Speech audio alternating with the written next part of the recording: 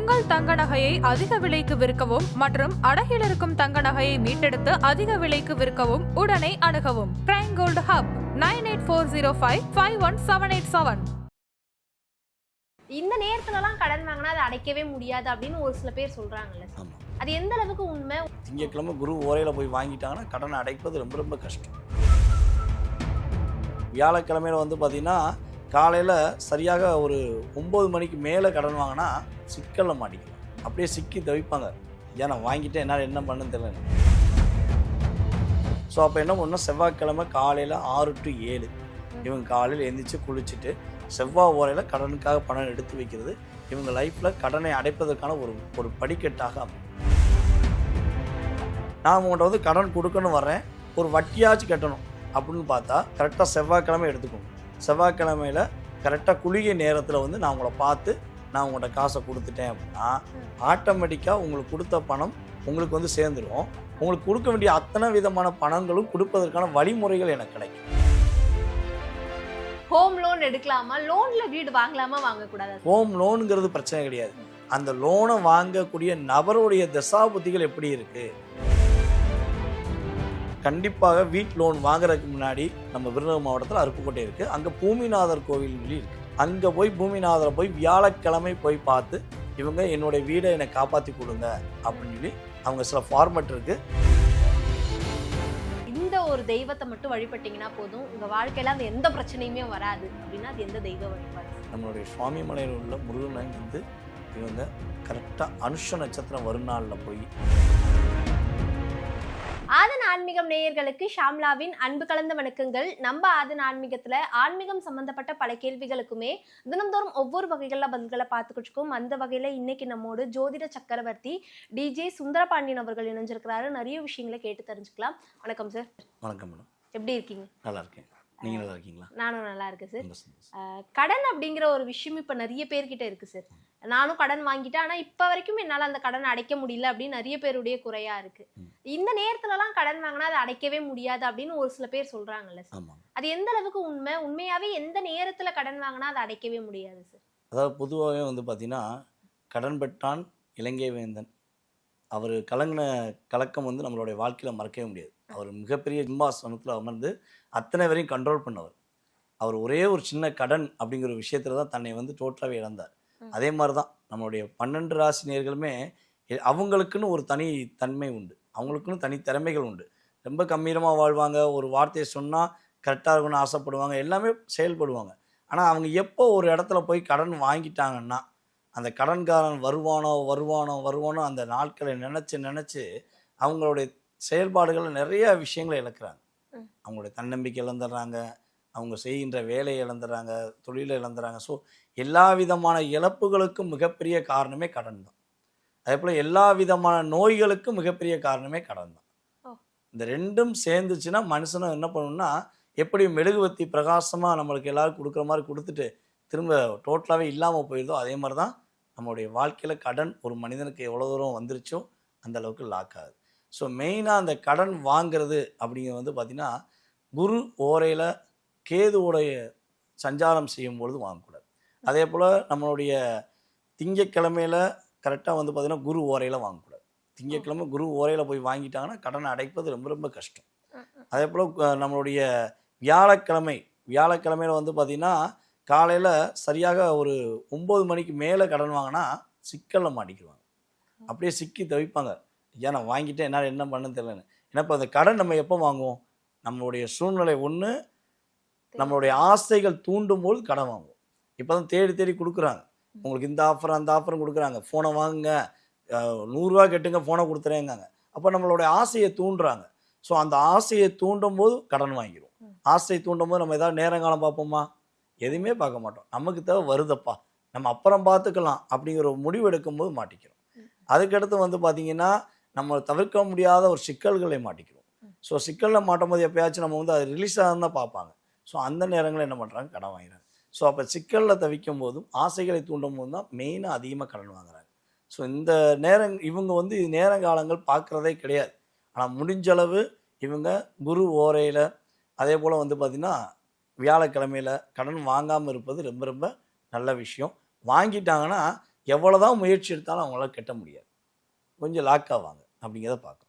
இப்போ நீங்க சொன்ன மாதிரி ஒரு கடன் வாங்கிட்டாங்க, இந்த கடனை வந்து நான் கொஞ்சம் கொஞ்சமாவது அடைக்கணும், அதை வந்து எந்த நேரத்துல பண்ணணும், எந்த காலத்துல பண்ணணும், எந்த நேரம், இந்த நாட்கள், அந்த மாதிரிலாம் பர்டிகுலரா உண்டா? கண்டிப்பாக உண்டு. அதாவது நம்ம கிரக ரீதியாக பார்ப்போம், அதாவது நாள் கிழமைகள் ஓரைகள் அப்படின்னு சொல்லி பார்ப்போம் அப்படின்னா, செவ்வாய்க்கிழமையில் செவ்வாய் ஓரையில் நம்ம வந்து யாருக்கு கடன் வாங்கியிருக்கோமோ, யார்கிட்ட கடன் இப்போ வந்து ஒருத்தவங்க வந்து நான் 2 பேர்கிட்ட வாங்கியிருப்பாங்க, சில பேர் ஒரே ஒரு ஆள்கிட்ட வாங்கியிருப்பாங்க, சில பேர் 10 பேர்கிட்ட வாங்கியிருப்பாங்க.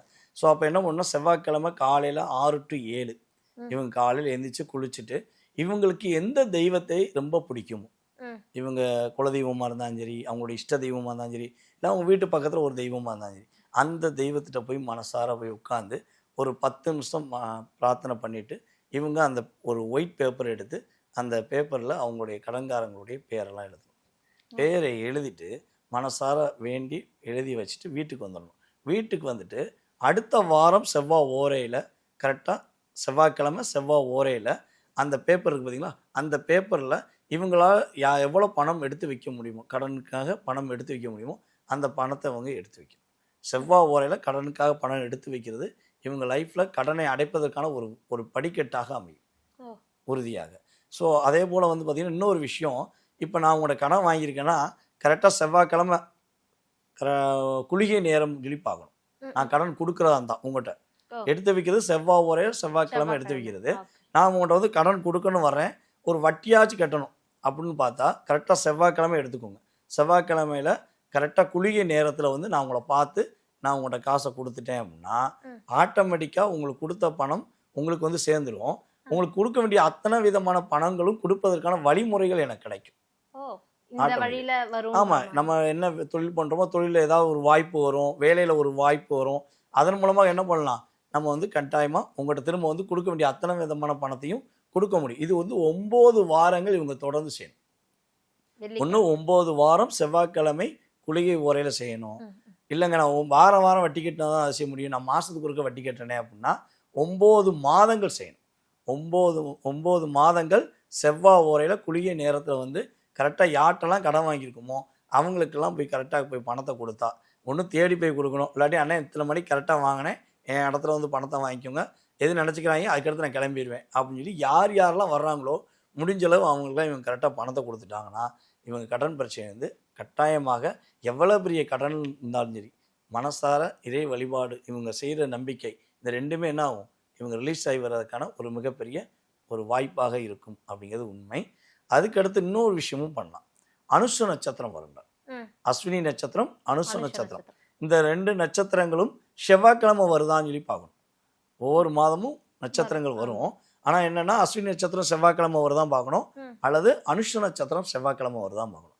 அந்த நாள்களில் கட்டாயமாக இவங்க பணம் வந்து நம்மளுடைய கொடுக்க வேண்டிய கடன்காரங்களுக்கு கொடுத்தாங்கன்னா, வட்டி கொடுத்தாலும் சரி அல்ல வாங்கின தொகையில் ஏதோ ஒரு சின்ன அமௌண்ட் கொடுத்தாங்கன்னா இவங்க கடனை கண்டிப்பாக 1 வருடத்துக்குள்ள இவங்க அடைச்சிருவாங்க. இப்போ நிறைய பேர் ஹோம் லோன்லாம் வாங்குறாங்கல்ல சார், வீடு வாங்கும் போது ஆசையா தான் வாங்குவாங்க, அந்த வீடு வாங்கி ஆல்மோஸ்ட் ஒரு 5 மாசம் 1 வருஷம் வரை கட்டுறாங்க, அதுக்கப்புறம் அந்த பேர்டன் வந்து ரொம்ப அதிகமா இருக்குன்னு அந்த வீட்டையே இழக்கிற சூழ்நிலை வருது. அப்போ உண்மையாவே ஹோம் லோன் வாங்கினா நிறைய பேருக்கு இந்த மாதிரி தான் நடக்குமா, இல்ல அவங்களுடைய சுய ஜாதகத்தினாலதான் அந்த பிரதிபலன் வருது? பொதுவாகவே வந்து பாத்தீங்கன்னா வீடு அப்படிங்கிற பாவகம் என்னன்னு பாத்தீங்கன்னா நம்மளுடைய கடகராசி கால சக்கரத்துக்கு ஒவ்வொருத்தவங்களுடைய ஜாதகத்தை வந்து பார்க்கறது வேற விஷயம். ஆனால் பொதுவாகவே வந்து பார்த்தீங்கன்னா 4ஆம் இடத்துல தான் குரு உச்சமடைகிறார். நீங்கள் கரெக்டாக சொல்கிறீங்க, என்ன சொல்கிறீங்க, 1 வருடத்துக்குள்ளே அவங்களோட லைஃப்பில் வீடு கட்டினவங்களுக்கு பிரச்சனை வருது அப்படிங்க. குரு பார்த்தீங்கன்னா 1 வருடத்துக்கு ஒருக்க தான் என்ன பண்ணுவார், ஒரு ராசிலேருந்து கடந்து இன்னொரு கரெக்டாக கடகராசிக்கு வர 1 வருஷம் ஆகும். அப்போ 1 வருஷம் வரையும் குருவோட ஆதிக்கத்தில் இவங்க தம் கட்டிடுறாங்க. ஸோ அதுக்கடுத்து அவங்களால தம் கட்ட முடியல அப்படிங்கிற விஷயம். ஸோ அப்போ அவங்க என்ன பண்ணணும்னா இவங்க சுய ஜாதகத்தை செக் பண்ணணும். சுய ஜாதகத்தில் குரு திசை, குரு புத்தி, குரு அந்தரங்கள் அப்படிங்கிற செயல்பாடுகள் இருக்கா, அல்லது குரு வீட்டில இருந்து ஒரு கிரகம் திசை நடத்தி அந்த தசாநாதன் குருவோடைய அந்தரத்திலேயோ புத்தியிலேயோ ஓடுறாரான்னு பார்க்கணும். அப்படி ஓடுதுன்னா இவங்க கண்டிப்பாக வீட் லோன் வாங்குறதுக்கு முன்னாடி அருப்புக்கோட்டைன்னு சொல்லி ஒரு ஊர் இருக்கு, நம்ம விருதுநகர் மாவட்டத்தில் அருப்புக்கோட்டை இருக்கு, அங்கே பூமிநாதர் கோவில்னு சொல்லி இருக்கு.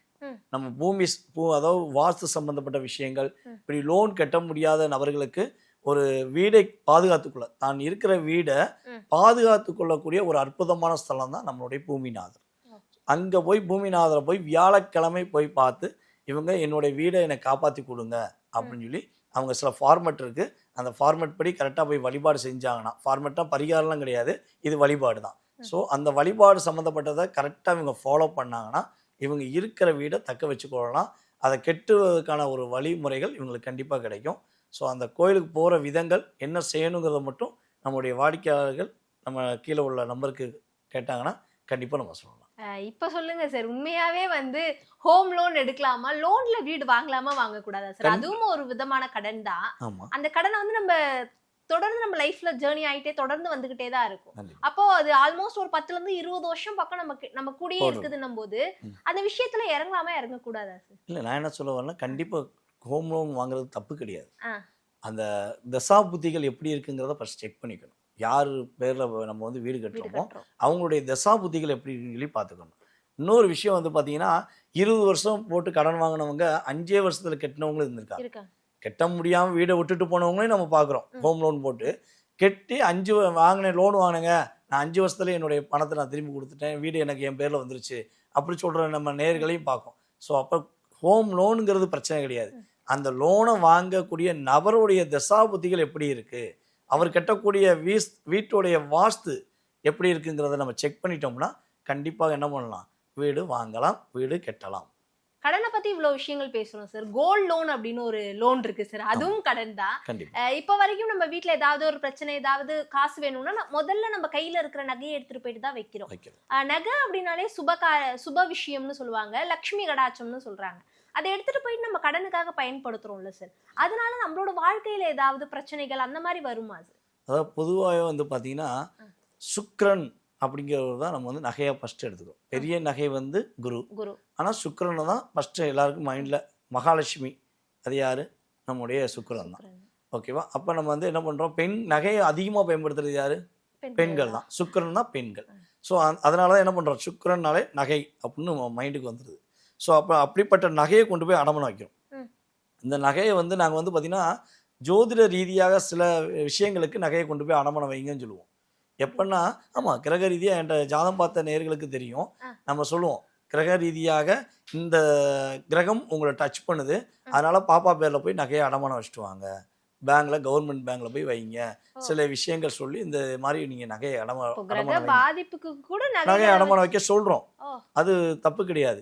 ஆண்களுக்கும் வைக்க சொல்கிறோம், பெண்களுக்கும் வைக்க தான் செய்கிறோம். குழந்தைகளுக்கு ஒரு குறிப்பிட்ட வயசு சின்ன குழந்தைகளை வைக்க முடியாது. ஸோ அவங்களுக்கு வேறு முறைகள் சொல்லுவோம். ஆனால் ஒரு 20 வயசுக்கு மேலே உள்ள எல்லாரையுமே நாங்கள் வந்து கிரக ரீதியாக நகையை அடமானம் வைக்க சொல்கிறோம். அதுக்கான காரணங்கள் உண்டு. ஆனால் நகையை கொண்டு போய் அடமானம் வச்சு மீட்கவே முடியலை, நான் மீட்கணும்னு ஆசைப்படுறாங்க பார்த்தீங்களா, அவங்களுக்கான வழிபாடு சொல்லிடலாம். நகையை அடமானம் வைக்கிறது தப்பு கிடையாது, அது தேவைகளுக்கு பயன்படுத்தலாம். தன்னுடைய குடும்பத்துக்காக, தன்னுடைய மனைவிக்காக, தன்னுடைய கணவனுக்காக கொடுக்கறது தப்பு கிடையாது. அதை தாண்டி நான் என் நகையை மீட்கணும், என் நகையை மீட்கிறதுக்கு ஏதாவது வழிமுறைகள் இருக்கா, அதுக்கான வழிபாடு இருக்கா அப்படின்னா ஃபஸ்ட்டு இவங்க செய்ய வேண்டிய விஷயம் என்னென்னா, எல்லாருமே என்ன பண்ணுவோம், நகையை அடமானம் வைக்கிறோம். இப்போ நீங்களாக தான் சரி, நானாக தான் சரி, யாராவது நகையை அடமானம் வைக்கும். அந்த ரசீதை எங்கே கொண்டு போய் வைப்போம், பீரோவில் தான். பீரோ எங்கே இருக்கும், ஒவ்வொரு வீட்டோட மூலையிலையும் கன்னி மூலையில் போய் உட்காந்துருக்கும். எல்லாருமே கன்னி மூலையில் தான். பீரோ இல்லாத வீடு 70% கிடையாது. கன்னி மூலையில் தான் பீரோ இருக்குது. அந்த நகையை சீட்டை போய் அங்கிட்ட போய் வச்சுட்டா அது எப்படின்னா அப்படியே தங்கிடும். அந்த இடத்துல அவங்க இடத்துல அங்கேயே இருக்கும். நம்ம என்ன பண்ணோம், பீரோலேருந்து பணத்தை மட்டும் எடுத்துகிட்டு போய் கட்டிக்கிட்டு இருக்கோம். அதை என்ன பண்ணணும்னா, நீங்கள் இதை வந்து நம்பிக்கையோடு பண்ணுறவங்களுக்கு கண்டிப்பாக மாற்றம் உண்டு. நகை சீட்டை அடமானம் வச்ச நகை சீட்டு, அது எத்தனை சீட்டாக இருந்தாலும் பரவாயில்ல, நீங்கள் வாயு மூலையில் போய் வைக்கணும். வாயு மூலையில் உங்களுக்கு ஒரு சின்ன பாக்ஸ் மாதிரி ரெடி பண்ணிட்டாலும் சரி, இல்லை பீரோவில் வச்சாலும் சரி, சின்னதாக வச்சு ரொம்ப வெயிட் இல்லாதது ஒரு சின்ன பாக்ஸ் வச்சு அதில் வந்து நீங்கள் கடன் சீட்டை வச்சிங்கன்னா கட்டாயமாக 1 வருடத்துக்குள் உங்களுக்கு திருப்பதற்கான வாய்ப்பே அந்த வாஸ்தே நிர்ணயம் பண்ணும். உங்களுடைய வீடு வந்து வாடகை வீடாக இருந்தாலும் சரி, சொந்த வீடாக இருந்தாலும் சரி, வாஸ்து ரீதியாக பர்ஃபெக்டாக இருந்து வாயு மூலை சிறப்பாக இருந்தால், நீ அதாவது எவ்வளோ அமௌண்ட்டில் நகை வச்சாலும் சரி, அது லட்சத்தில் வச்சாலும் சரி, கோடியில் வச்சாலும் சரி, மீண்டும் நகையை திருப்பி தன்னோட வீட்டுக்குள்ளே கன்னி மூலையில் வைக்கக்கூடிய அளவுக்கு பாக்கியம் கிரகங்கள் கொடுத்துரும். இப்போ கடனை பத்தி இவ்வளோ விஷயங்கள் பேசியிருந்தோம் சார். கடன் பிரச்சனையா இருக்கட்டும், வீட்டு பிரச்சனை, நகை பிரச்சனை, எந்த பிரச்சனையா இருந்தாலும் இந்த ஒரு தெய்வத்தை மட்டும் வழிபட்டீங்கன்னா போதும் உங்க வாழ்க்கையில அந்த எந்த பிரச்சனையுமே வராது அப்படின்னா அது எந்த தெய்வ வழிபாடு சார்? கடன் பிரச்சனையிலிருந்து மீள வேண்டும், நான் கஷ்டமே இல்லாமல் கடனால் ஏற்பட்ட துன்பங்கள்லேருந்து நான் வெளியே வரணும் அப்படின்னா சுவாமி மலை முருகன் கோவில், நம்மளுடைய சுவாமி மலையில் உள்ள முருகனை வந்து இவங்க கரெக்டாக அனுஷ நட்சத்திரம் வருநாளில் போய், அதே போல் அஸ்வினி நட்சத்திரம் வருநாளில் போய் இவங்க வழிபாடு செஞ்சாங்கன்னா உறுதியாக கடன் சுமையிலேருந்து மீண்டுருவாங்க. இது வந்து வருஷம் ஸ்டார்டிங்கில் அஸ்வினி நட்சத்திரம் வரும்போது இவங்க போனாங்கன்னா அடுத்த ஒரு வருஷம் கழித்து அனுஷ நட்சத்திரம் வரும்போது போய் வழிபாடு செய்யணும். கரெக்டாக இவங்க அந்த வருஷத்தை நோட் பண்ணி இவங்க ஃபாலோ பண்ணாங்கன்னா கண்டிப்பாக ஒரு வருடத்துக்கு ஒருக்க இவங்களுடைய கடனில் மிகப்பெரிய மாற்றத்தை இவங்க மனசார உணர முடியும். இது வந்து இவங்களுக்கு ஒரு மிகப்பெரிய வழிபாடாக இருக்கும். அதே போல் வந்து பார்த்திங்கன்னா மெயினாக வந்து இவங்க சாஸ்மின் சென்ட் இருக்குது பார்த்தீங்களா, சாஸ்மின் சென்டை வந்து இவங்க மேலே அடிச்சுக்கலாம். இவங்க சாஸ்மின் எந்தளவுக்கு உபயோகப்படுத்துகிறாங்களோ, கடன் அதிகமாக இருக்குதுன்னு நினைக்கிறவங்க சாஸ்மின் சென்ட் அடிக்கும்போது இவங்களுக்கு கடன் சுமைகள் குறைகிறது என்பது நிதர்சனமான உண்மை. ஏன்னா சுக்கிரனுடைய ஆதிக்கம், இவங்க அதை கரெக்டாக ஃபாலோ பண்ணாங்கன்னா இவங்களுக்கு நல்ல ஒரு மகிழ்ச்சியான சூழ்நிலை கிரகம் கொடுக்கும். இதில் இன்னொரு விஷயமும் சொல்லலாம், எனக்கு செண்டு பிடிக்காதுங்க, சில பேருக்கு வந்து பார்த்திங்கன்னா வயசாகிடுச்சு, சில பேர் செண்டு பிடிக்காது, அப்படி ஒரு சூழ்நிலை இருக்கவங்க வெள்ளிக்கிழமை மல்லிகைப்பூ கட்டாயமாக, ஆண்களாக இருந்தால் தன்னுடைய சட்டை பாக்கெட்டில் மல்லிகைப்பூ வச்சுக்கணும், பெண்களாக இருந்தால் தலையில் மல்லிகைப்பூ வச்சுக்கலாம். இதை ஃபாலோ பண்ணாங்கன்னா கடன் என்பது இவங்க தேடி பார்க்கணும், எங்கடா கடன் நம்மகிட்ட இருந்துச்சு எங்கே போச்சு தெரியலையே அப்படின்னு சொல்லக்கூடிய அளவுக்கு கிரகங்களும் அதே போல் வந்து முருகனுடைய அருளும் இவங்களுக்கு முழுமையாக கிடைக்கிட்டு கடன் பிரச்சனை வெளியே வருவாங்க. கண்டிப்பா சார். கடன் பிரச்சனை அப்படிங்கிறது நிறைய பேருக்கு இருக்கு, அதுல இருந்து எப்படியெல்லாம் வெளிவரலாம், என்னென்னலாம் பண்ணணும் பண்ணக்கூடாதுன்னு நிறைய தகவல்களை சொல்லியிருந்தீங்க. மிக்க நன்றி சார். நன்றி மேடம்.